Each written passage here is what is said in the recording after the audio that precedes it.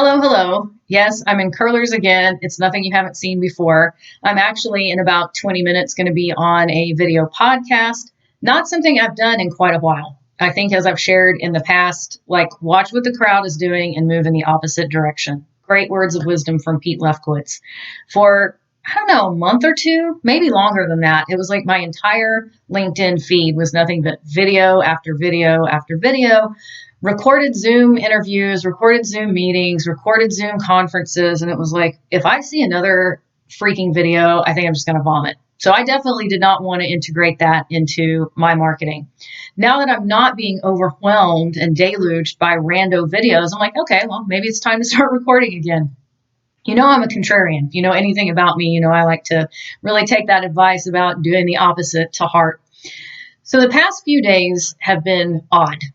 But like sometimes odd in a good way and sometimes just odd in an odd way. And what I want to talk about briefly in this video is not everything that we may perceive as being an aggravation or an irritant is put into our lives to do some kind of harm to us or to make us feel bad about ourselves.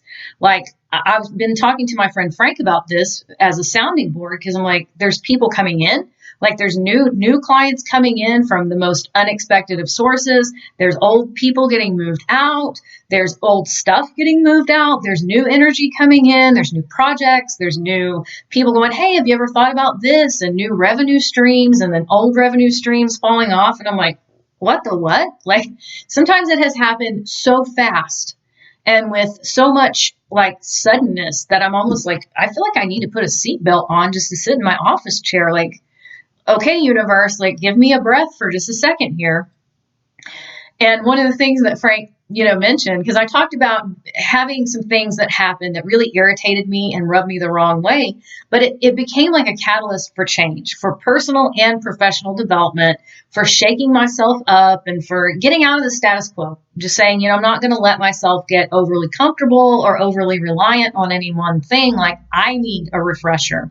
I need to wake it up, shake it up a little bit. And he said, well, it only takes one irritant to make a pearl. That's really true.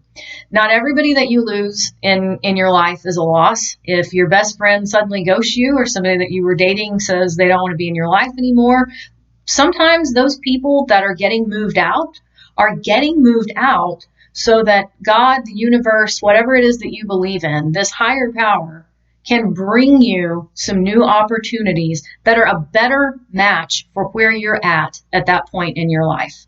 So if something has happened where you're like, oh, somebody ghosted me and that was really uncool, or, I didn't get a job I applied for, I bid on a project and I didn't get it, or someone agreed to come work for me and then they bailed out. Like if you're in one of those situations where you feel like you've been ghosted, you've been bailed on, somebody fell through, a contract didn't work, it's not always the loss that you think it is. If this is something you'd like to talk about further, email me or PM me, and I'll be happy to do that. Bye for now.